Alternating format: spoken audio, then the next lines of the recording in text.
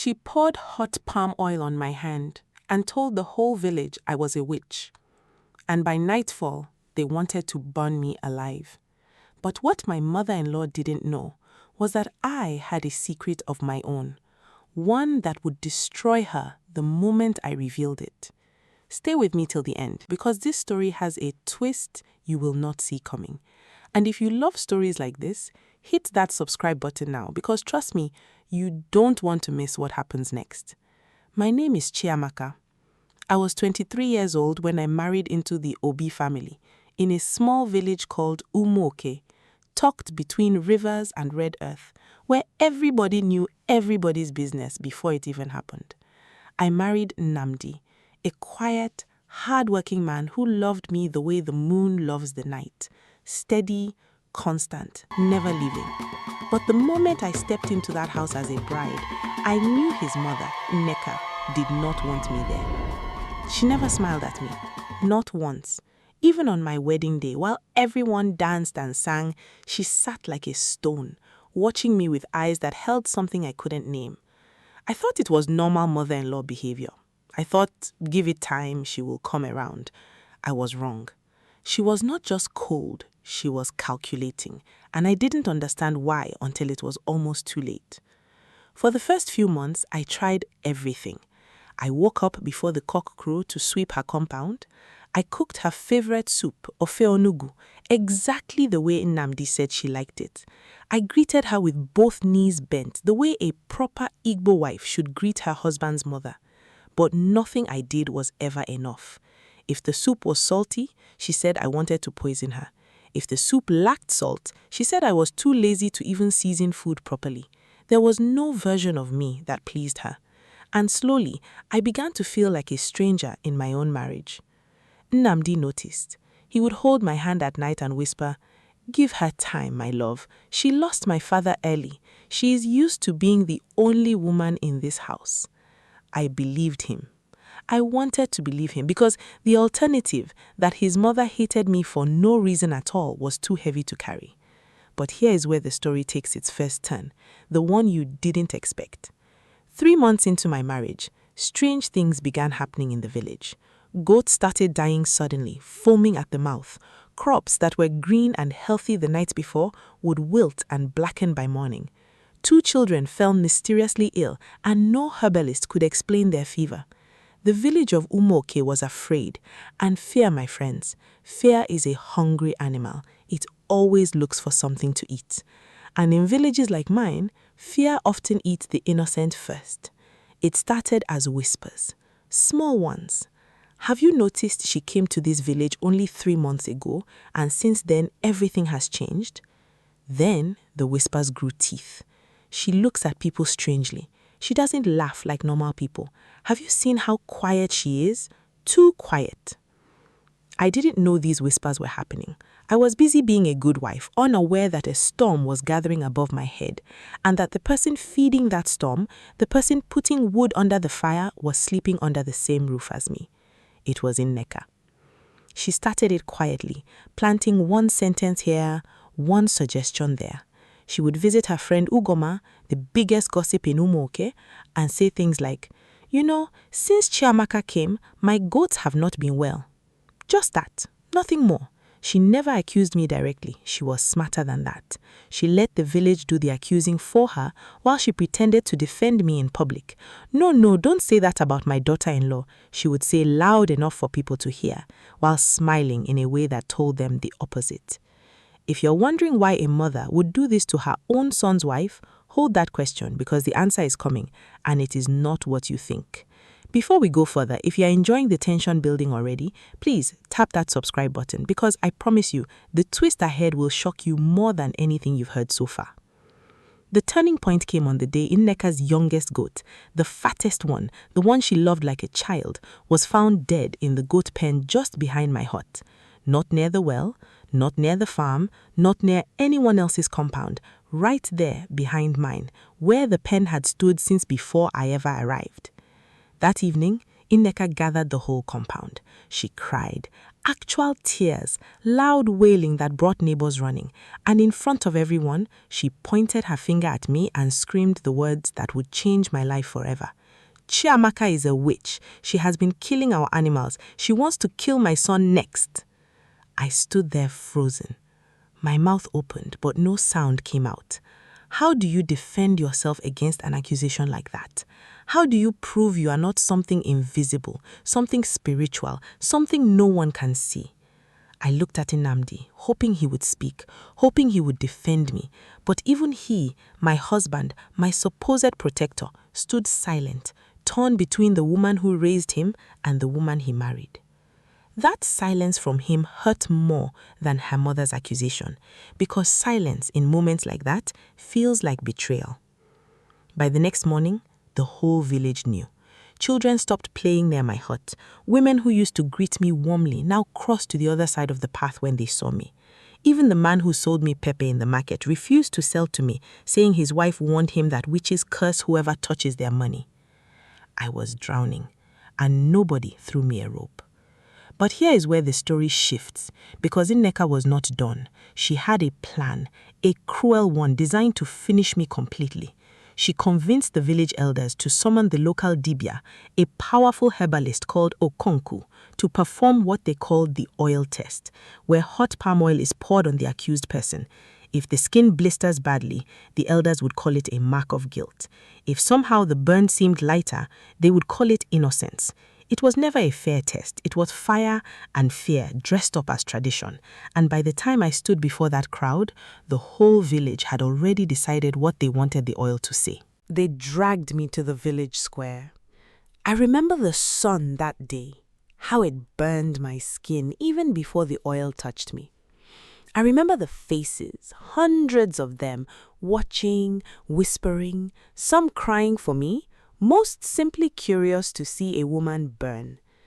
And I remember Nneka standing in the front row, her face calm, almost peaceful, like a woman who had already won a war I didn't know I was fighting. The dibia heated the oil until it bubbled. He held my hand. I remember his own hands were surprisingly gentle, strange for a man about to hurt me, and he poured. The pain was instant, sharp, blinding. I screamed. The crowd gasped. My skin blistered immediately, red and angry, and the villagers began murmuring, "She is guilty! Look how it burns her! She is guilty!" Nobody in that square stopped to ask whether a hand burns any differently for the guilty from the innocent. Fear does not ask questions like that. Fear only wants an answer, any answer, so it can stop being afraid. I thought that was the end of my story. I thought I would be dragged to the forest and never return, like other women accused before me. Women whose names had become warnings whispered to children, "Behave, or they will do to you what they did to that witch." But right when the elders began discussing my punishment, right when Nneka's face lit up with satisfaction, something happened. Something none of us, not even Nneka, saw coming. If you want to know what happened next, keep watching, because this is where the real story begins. And if this story has already gripped you this much, imagine how it feels by the end. So subscribe now, because you don't want to miss this twist. A young girl, no older than 12, pushed through the crowd, crying, shaking, and pointed at someone entirely different. "It wasn't her," she screamed. "I saw who killed the goat. I saw who has been poisoning the farms." The whole square went silent. Even Nneka's confident smile cracked just slightly, because whatever she expected to hear next, it was not this. The girl's name was Chinasa, daughter of the palm wine tapper. She said she had been hiding near the bushes behind my hut 2 nights before, escaping punishment from her own mother, when she saw a figure sneaking around at midnight near the goat pen, carrying a small clay pot.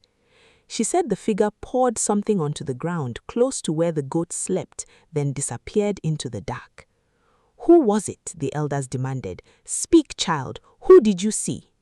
Chinasa hesitated, trembling, looking directly at Ineka, and then she said the name that shattered everything. It was Ugoma.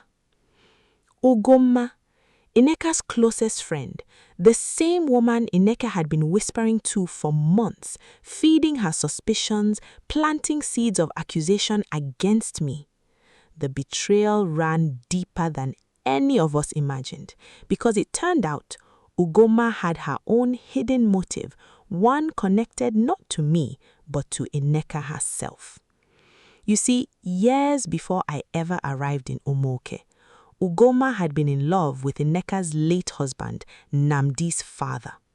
It was a secret buried deep, one that only a few older women in the village remembered, whispered about only in hushed tones during late-night gatherings. When Ineka's husband chose her over Ugoma, Ugoma never forgave her. She smiled at Ineka for years, pretended to be her best friend, attended every family event, cooked for every ceremony, all while nursing a wound that never healed. When I arrived as the new wife, Ugoma saw an opportunity.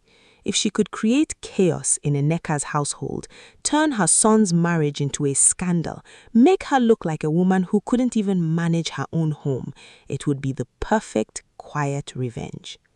She began poisoning animals and crops herself, carefully, secretly, always making sure suspicion pointed towards me, the outsider, the perfect scapegoat. And Ineka, blinded by her own dislike for me, happily fed the fire without realizing she was being used as a weapon against her own family. The crowd erupted into chaos. Some people shouted for Ugoma to be seized immediately. Others turned to Ineka, suddenly remembering all the accusations she had spread, suddenly questioning her role in nearly getting an innocent woman burned alive. For the first time since I arrived in that village, the eyes that once condemned me now turned toward the real culprits. But wait, because the story is not finished. There is one more twist, and it is the one that changes everything you thought you understood about Ineka. As the elders seized Ugoma and prepared to question her formally, Ineka broke down, not out of guilt for what she did to me. No, something deeper. She fell to her knees and confessed something the entire village never expected. "I knew," she cried. "I knew Ugoma hated me. I knew about her and my husband long ago. But I let her closeness continue because I was afraid of being alone. I was afraid if I lost her friendship too, I would have nobody." Then she looked at me, tears streaming down her face, and said words I will never forget. "I blamed you because it was easier to hate a stranger than to admit my oldest friend never truly loved me. I used you as a shield to protect myself from a truth I could not face." It wasn't an excuse. It wasn't even really an apology, but it was finally the truth. I stood there, my hand still throbbing from the burn, my heart pounding with a mixture of anger, relief, and a strange, unexpected pity. Because in that moment, I realized something important. Ineka wasn't simply cruel for the sake of cruelty. She was a woman broken by loneliness and fear, who chose the coward's path of blaming an innocent newcomer rather than confronting the friend who betrayed her for years. That doesn't excuse what she did to me. Nothing excuses nearly being burned alive for a crime I never committed. But understanding her reasons helped me see the whole picture. A village fooled not by witchcraft, but by human weakness, jealousy, and old wounds left to fester in silence. The elders, furious at how close they came to punishing an innocent woman, sentenced Ugoma to banishment from Umuoke, a punishment considered worse than death in a place where community was everything.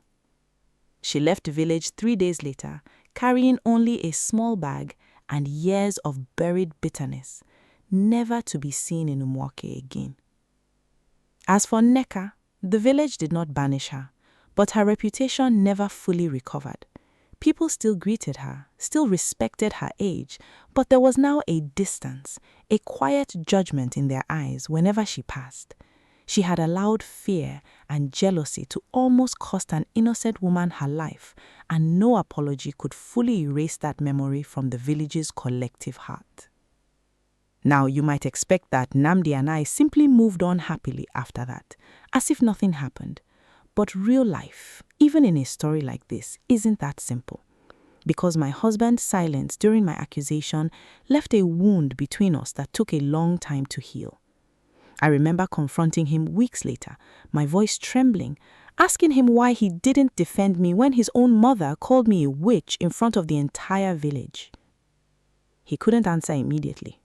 He looked down, ashamed, and finally said, "I was scared. I didn't know how to choose between the two women I loved most, and I hate myself for staying silent while you suffered." It wasn't a perfect answer, but it was honest, and sometimes honesty, even painful honesty, is the first step toward real healing. Over the following months, something shifted in our household. Nneka, humbled by what nearly happened because of her own actions, began treating me differently. It wasn't sudden, and it wasn't perfect. Trust once broken doesn't simply return overnight. But little by little, she started asking my opinion on cooking. She started sitting with me in the evenings, telling me stories about Nnamdi's childhood, stories she had never shared before. It was as if surviving that storm together had cracked open something in her that stubbornness had kept locked for years. One evening, almost a year after the incident, she came to my hut alone, carrying a small wrapped item. Inside was a beaded necklace, one that had belonged to her own mother. She said, "I want you to have this," she said quietly. "Not because I feel guilty, though I do, but because I finally see you as my daughter, not my enemy." I cried that night, not out of sadness, but out of a strange, complicated relief, because sometimes the people who hurt us the most are also capable of the deepest transformation, if given the chance and if they are honest enough to face their own darkness. But before you think this story ends in simple, easy forgiveness, let me tell you the final twist, the one that ties everything together in a way none of us expected. A few months after that, while clearing out an old storage room in Nneka's hut, I found a small hidden box tucked beneath old wrappers and forgotten pots. Inside were old letters, yellowed with age, written in a handwriting I didn't recognize. Curious, I read one. It was a letter from Nnamdi's father to Ugoma, written years before he married Nneka, confessing his own confusion, his own struggle between the two women before ultimately choosing duty and family expectation over his own heart's true desire, the woman he actually loved most, before societal pressure pushed him toward the proper choice. I sat there stunned, because it meant the story wasn't simply about a jealous friend attacking an innocent family out of spite. It meant Ugoma's pain, twisted and destructive as her actions were, came from a real, unresolved heartbreak, a love story cut short by tradition, living 3 lives forever tangled in bitterness and consequence. I never showed those letters to Nneka. Some truths, I realized, are better left buried, especially when uncovering them serves no purpose except reopening wounds that had already begun to heal. Instead, I quietly burned them, letting the ashes carry away a secret that had already caused enough damage across 2 generations of this family. If you are still with me watching till this point, let me ask you something important. Have you ever misjudged someone completely, only to discover later that their cruelty came from a pain you never knew existed? Share your thoughts in the comments, because I would genuinely love to hear your own experiences with this. And if this story touched you, moved you, or kept you glued till now, please hit that subscribe button, because there are many more stories like this coming, stories full of twists, emotion, and lessons about the human heart. As for me, today, I live peacefully in Umuoke with Nnamdi and our 2 children. Nneka, now much older, spends her afternoons teaching my daughter how to cook the very soup she once criticized me for making wrong. Life has a strange way of healing wounds we thought were permanent if we allow enough time, enough honesty, and enough courage to face uncomfortable truths. The village of Umuoke still tells this story, though the details have changed slightly with each retelling, the way stories often do when they pass from mouth to mouth over the years. Some versions making Nneka the villain until the very end, others focus more on Ugoma's tragic heartbreak, but I know the real story because I lived it. Every painful, terrifying, and ultimately transformative moment of it. I learned something that year that I carry with me even now. People rarely hate without reason, even when that reason is buried so deep they themselves don't fully understand it. Nneka didn't wake up one morning deciding to destroy an innocent woman for entertainment.